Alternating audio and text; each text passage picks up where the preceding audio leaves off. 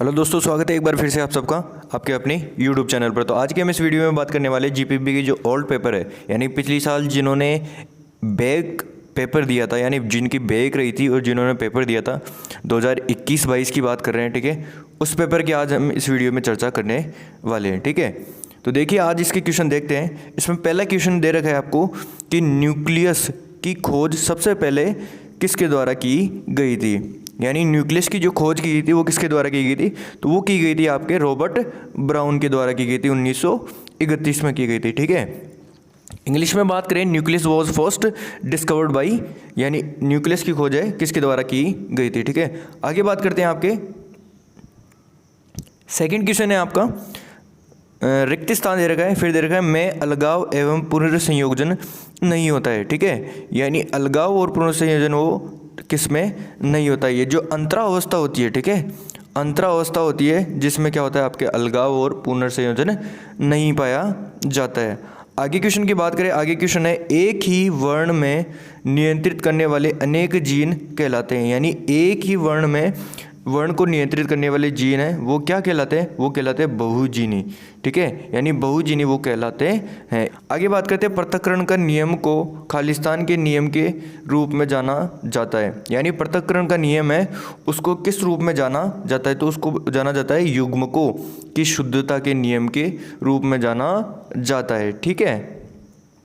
आगे आपके क्वेश्चन है 5 नंबर का कि क्रॉसिंग ओवर शब्द का प्रयोग सर्वप्रथम किसने किया था, यानी क्रॉसिंग ओवर का सर्वप्रथम प्रयोग। ये देखिए पिछले पेपर में क्या पूछा था आपको, क्रॉसिंग ओवर की क्रिया, यानी क्रॉसिंग ओवर की क्रिया कौन सी अवस्था में पाई जाती है, वो पाई जाती है पैकाइटीन अवस्था में, ठीक है। पैकाइटीन अवस्था में पाई जाती है। यहाँ पूछा है कि क्रॉसिंग ओवर शब्द का प्रयोग सर्वप्रथम किसने किया था, तो वो किसने किया था, मोरगर व स्टाइल ने किया था, कास्टल ने किया था, ठीक है।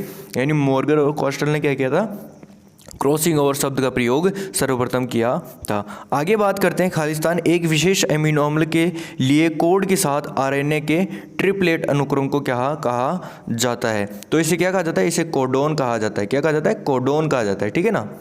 क्या कहा जाता है, कोडोन कहा जाता है। आगे बात करते हैं क्वेश्चन की, प्रोटीन संश्लेषण में डीएनए से आरएनए, ठीक है। यानी प्रोटीन संश्लेषण में क्या, डीएनए से आरएनए से प्रोटीन तक एक तरह की सूचना के प्रवाह को क्या कहा जाता है, ठीक है। यानी प्रोटीन में क्या होता है, डीएनए से आरएनए से प्रोटीन तक जो सूचनाएं होती है उनके प्रभाव को क्या कहा जाता है, तो उनको कहा जाता है सेंट्रल डोग्मा सिद्धांत कहा जाता है। ये एक सिद्धांत था जिस सेंट्रल डोग्मा सिद्धांत के नाम से जाना जाता है, ठीक है। आगे बात करते हैं डीएनए में एकल वल्ले वाली यौगिक कहलाते हैं, यानी एकल वल्ले वाली यौगिक क्या कहलाते हैं, वो कहलाते हैं पिरीमिडीन्स कहलाते हैं। क्या कहलाते हैं, पिरीमिडीन्स कहलाते हैं।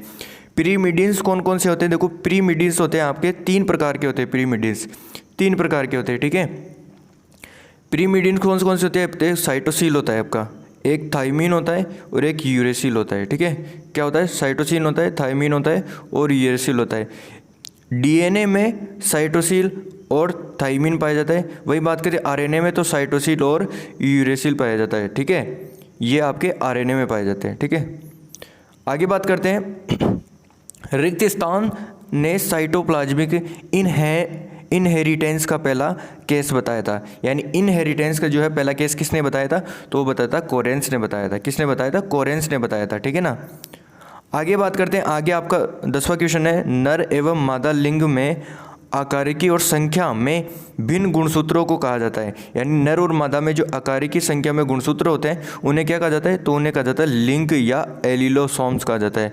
एलिलोसोम्स या फिर क्या कहते हैं, लिंग गुणसूत्र उन्हें कहा जाता है, ठीक है ना। आगे बात करते हैं, आगे क्वेश्चन है आपके मल्टीपल चॉइस क्वेश्चन है। मल्टीपल चॉइस क्वेश्चन में पहला क्वेश्चन क्या है आपके, सन 1900 में मेंडल के परिणामों को स्वतंत्र रूप से पुनः खोजा गया था, यानी पुनः कब खोजा गया था, कौन कौन से वैज्ञानिक हैं जिन्होंने इनकी पुनः खोज की थी, तो किसने किसने की थी। पहला ऑप्शन आपके हुगो डिब्रिज, दूसरा कॉल कोरेंस और तीसरा क्या है, एरिक वॉन शेरमॉक, ठीक है। तो ये तीनों वैज्ञानिक इन्होंने क्या किया था, मेंडल के नियमों की जो है पुनः खोज की थी, ठीक है। तो इसमें क्या आ जाएगा, इनमें से सभी ने की थी, ठीक है ना। आगे बात करते हैं, आगे क्वेश्चन है आपके, कोशिका में कौन से अंगों में पाचन एंजाइम पाए जाते हैं, यानी कोशिका के कौन से अंगों में जो है पाचन एंजाइम पाए जाते हैं, वो कौन से पाए जाते हैं, लाइसोसोम में पाए जाते हैं, ठीक है। लाइसोसोम में जो क्या होते हैं, पाचक एंजाइम पाए जाते हैं। आगे बात करते हैं, आगे क्वेश्चन क्या है आपके, आगे क्वेश्चन है कोशिका विभाजन के दौरान किस अवस्था में गुणसूत्र विपरीत ध्रुव पर पहुंच जाते हैं? यानी गुणसूत्र होते हैं वो विपरीत ध्रुव तक कब पहुंच जाते हैं? वो टीलोफेज अवस्था में पहुंचते हैं। कौन सी अवस्था में? टीलोफेज अवस्था में, ठीक है ना। आगे क्वेश्चन की बात करें, आगे है आपके नलीसोम व्यक्तिगत प्रतीत होता है। यानी नलीसोम में जो नलीसोम में क्या प्रतीत होता है हमें? नलीसोम में क्या होता है हमें? 2n-2 पाई जाती है। यानी गुणसूत्रों की इसमें क्या पाई जाती है? कमी पाई जाती है, ठीक है। यहाँ पे क्या होता है? 2n-2 पाई जाती है नलीसोम अवस्था। अब बात करते हैं, आगे क्वेश्चन है, डुप्लीकेट जीन विनिमय का संशोधित F2 प्रारूप अनुपात होता है। यानी डुप्लीकेट जीन विनिमय का संशोधित F2 प्रारूप कौन सा होता है? तो वो होता है आपके 15:1 होता है। कौन सा होता है? 15:1 होता है। आगे बात करते हैं आगे क्वेश्चन की। तो आगे क्वेश्चन है आपके कि सर्वप्रथम अर्धसूत्रण के बारे में किसने बताया था? सर्वप्रथम अर्धसूत्रण के बारे में बताया था आपके फार्मर व मुरे ने बताया था। फार्मर ने और मुरे ने 1905 में जो है अर्धसूत्रण के बारे में बताया था, ठीक है। आगे बात करते हैं, आगे क्वेश्चन है, निम्न में से कौन सा समूह सर्वाधिक दाता होता है? यानी ऐसा कौन सा ब्लड ग्रुप है जो सबको है जो रक्त दे सकता है, ठीक है। तो ओ रक्त समूह क्या होता है? सर्वाधिक दाता ग्राह कहा जाता है। और ए बी रक्त समूह क्या होता है? सर्वाधिक ग्राही होता है। यानी ये सबसे ग्रहण कर सकता है, ठीक है। और ओ क्या होता है? सबको दे सकता है। आगे बात करते हैं, आगे आपके प्रोटोप्लास्ट निम्न से रहित है। यानी प्रोटोप्लास्ट है जो किससे रहित होता है? तो वो सेल की दीवारों से रहित होता है। यानी सेल वॉल से क्या होता है? रहित होता है। इसमें सेल वॉल नहीं पाई जाती है प्रोटोप्लास्ट में, ठीक है। आगे क्वेश्चन की बात करें, आगे क्वेश्चन है आपके, वह कारक जो किसी जीव पर हानिकारक प्रभाव अथवा मृत्यु के लिए जिम्मेदार होते हैं, ठीक है। यानी वह कौन सा कारक है जो जीव के लिए हानिकारक प्रभाव तथा मृत्यु के लिए जिम्मेदार होते हैं? तो वो कौन सा होता है? वो आता है आपके लिथेल या घातक जिसे कहा जाता है, ठीक है। क्या कहा जाता है? घातक जिसे कहा जाता है। आगे बात करें, आगे आपके 10वें क्वेश्चन की, ड्रोसोफिला में एक्सरे द्वारा उत्परिवर्तन के प्रयोगों हेतु नोबेल प्राइज से सम्मानित किया गया था।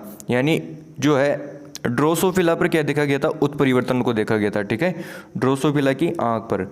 तो ये है सर्वप्रथम किसने खोजा था? नोबेल पुरस्कार जिससे सम्मानित है। यानी वह कौन सा वैज्ञानिक है जिसको नोबेल पुरस्कार से पुरस्कारित किया गया है? तो वो कौन से है? वो है आपके मूलर साहब जी, यानी H.J. मूलर है जिनको जाना जाता है, ठीक है। आगे बात करते हैं, आगे आपके क्वेश्चन की। अब आपका मेन थ्योरेटिकल पार्ट आता है जिसके अंदर आपके जो है क्वेश्चन आपको करने पड़ते हैं, ठीक है। इसमें आपको 10 क्वेश्चन करने पड़ते हैं 13 क्वेश्चन में से। पहला क्वेश्चन आपके दृश्यता, यानी फिनोटाइप क्या होता है? फिनोटाइप की परिभाषा लिखनी है आपको, ठीक है। जीन विनिमय या क्रॉसिंग ओवर की क्रिया क्या होती है? यानी जीन विनिमय की क्रिया क्या होती है? एबीओ ब्लड ग्रुप क्या होता है? रक्त समूह के बारे में बताना है आपको, ठीक है। आगे बात करते हैं फोर्थ क्वेश्चन की। तो फोर्थ क्वेश्चन क्या है आपका?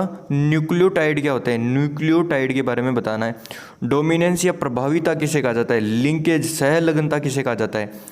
आगे क्वेश्चन है आपका गुणात्मक लक्षण या फिर क्वालिटेटिव कैरेक्टर्स किसे कहा जाता है, ठीक है। प्रोबेबिलिटी किसे कहा जाता है? प्रायिकता किसे कहा जाता है? आगे बात करते हैं इन्वर्शन या उत्क्रमण किसे कहा जाता है? प्रीफ्रेंस या अभिव्यक्ति किसे कहा जाता है? कोडोन किसे कहा जाता है? कोडोन, ठीक है। आगे बात करते हैं म्यूटोन किसे कहा जाता है? और आगे आपका जो 13वां लास्ट क्वेश्चन है वो कौन सा है? बहुप्रभाविता यानी प्लियोट्रोफी किसे कहा जाता है? इसके बारे में आपको लिखना है, ठीक है। आगे बात करते हैं, आगे आपके क्वेश्चन है जो बड़े क्वेश्चन आते हैं जो 4 नंबर के, यानी 5 क्वेश्चन करने पड़ते हैं आपके 8 क्वेश्चन में से। इसमें बता रखा है, पहला क्वेश्चन है आपका एन्यूप्लोइडी के लाभ कौन कौन से? एन्यूप्लोइडी के लाभ कौन कौन से? लिंग प्रभाविता के लक्षण कौन से? बहुविकल्पित संकल्पना क्या है, ठीक है। आगे क्वेश्चन दे रखा है फोर्थ, निरोधी अन्योन्य क्रियाएं क्या होती है? निरोधी अन्योन्य क्रियाएं क्या होती है? विनिमय का महत्व क्या होता है, ठीक है ना। आगे बात कर रखा है काइच वर्ग परीक्षण। देखो ये क्वेश्चन आपके पिछले पेपर में भी आया हुआ है, तो इसको अच्छे से पढ़ के जाना क्योंकि ये क्वेश्चन आ सकता है, क्योंकि ये क्वेश्चन क्या होता है बार बार रिपीट हो रहा है, ठीक है। निरर्थक कोडोन की बात करें, निरर्थक कोडोन कौन से होते हैं? निरर्थक या फिर इन्हें समापक कोडोन भी कहा जाता है। ये जो कौन कौन से होते हैं? UAA, ठीक है, UAG और एक होता है UGA। ये आपके क्या होते हैं? निरर्थक या समापक कोडोन होते हैं, ठीक है ना। आगे बात करते हैं, आगे आपके अनुदन या ट्रांसलेशन। ट्रांसलेशन क्या होता है, मैंने पिछले वीडियो में बताया था ट्रांसलेशन क्या होता है। ट्रांसलेशन आरएनए से क्या होता है, प्रोटीन बनने की क्रिया क्या होती है, प्रोटीन बनने की क्रिया क्या कहलाती है, अनुवादन कहलाती है। वहीं बात कर रहे हैं ट्रांसक्रिप्शन, तो ट्रांसक्रिप्शन क्या होता है, डीएनए से आरएनए बनने की क्रिया क्या कहलाती है, ट्रांसक्रिप्शन कहलाती है, ठीक है ना। आगे क्वेश्चन की बात करें, आगे बड़े वाले क्वेश्चन है। बड़े वाले क्वेश्चन में क्या है आपके, पहला क्वेश्चन है कोशिका विभाजन को परिभाषित करते हुए इसके महत्व का उल्लेख करें, समसूत्री विभाजन की विभिन्न अवस्थाओं का चित्र सहित वर्णन करें, ठीक है। सेकंड क्वेश्चन है गुणसूत्रीय परिवर्तन से आप क्या समझते हैं, इसके महत्व को प्रतिपादित करें, विभिन्न गुणसूत्रीय परिवर्तनों की सूची बनाते हुए उनके प्रभावों को उल्लेखित कीजिए। तीसरा क्वेश्चन है आपके ऐतिहासिक आनुवंशिकी के नियमों का उनके अपवादों एवं उदाहरणों के साथ वर्णन करें। जे मेंडल के कार्यों को एकल संग्रहण और द्विसंग्रहण का उदाहरण देते हुए समझाइए। यानी जो भी मेंडल ने नियम दिए थे उनके बारे में समझाना है। एकल संग्रहण द्विसंग्रहण दिया था उन्होंने। ऐतिहासिक आनुवंशिकता के नियमों उनके अपवादों के बारे में बताना है, ठीक है। तो यही था आज का पेपर, मिलते हैं अगले पेपर में, तब तक के लिए जय हिंद जय भारत, थैंक यू।